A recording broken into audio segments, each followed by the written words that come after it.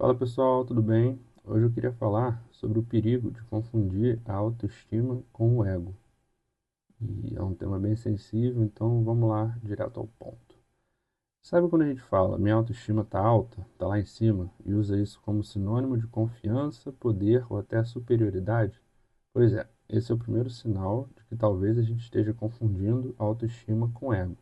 E essa confusão é mais comum e perigosa do que parece. Autoestima é saber quem você é com clareza e calma. É se reconhecer com seus limites, qualidades e falhas, e ainda assim se respeitar. Já o ego, quando descontrolado, é a necessidade de se afirmar o tempo todo. O ego quer ser visto, quer vencer, quer ter razão. A autoestima quer apenas ser.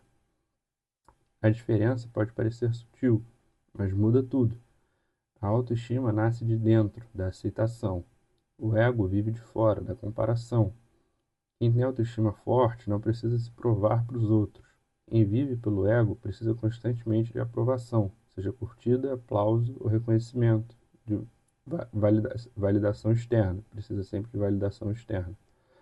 Pensa em alguém que se sente bem em silêncio, e não precisa contar suas vitórias para se sentir completo.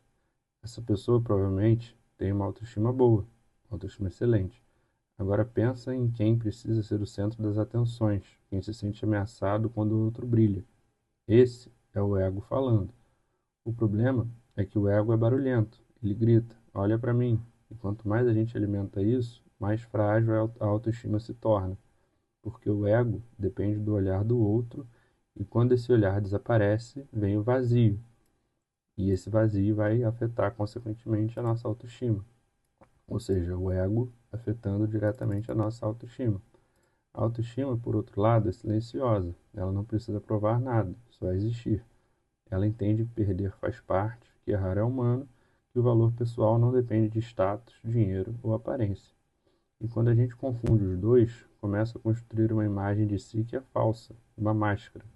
E manter uma máscara cansa. É como segurar o ar.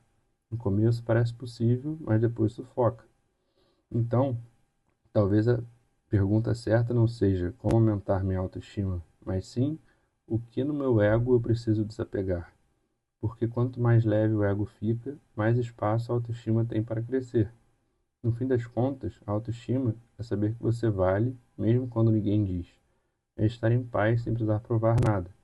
Já o ego quer vencer o tempo todo. E às vezes, para se sentir grande, ele faz o outro parecer pequeno. A verdadeira autoestima não precisa disso, ela só precisa de verdade.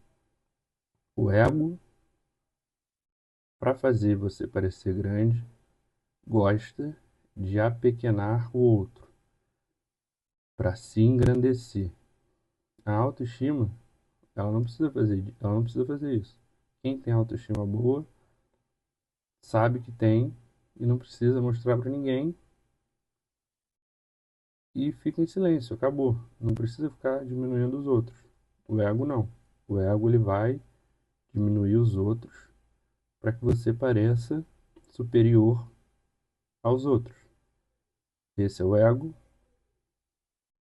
e a autoestima vai ficar em silêncio. Não vai precisar ficar se provando o tempo inteiro. O ego é o grito, é o berro, é o barulho, é o ruído, né? É a necessidade de validação e aprovação externas. A autoestima não. A autoestima é a calma, é o silêncio, é a autoconfiança, confiar no próprio taco e justamente não precisar de nenhum tipo de validação externa. E eu achei essa comparação interessante, né? Essa confusão que acontece para trazer para vocês aqui hoje. E é isso, pessoal. Valeu. Muito obrigado. Um abraço.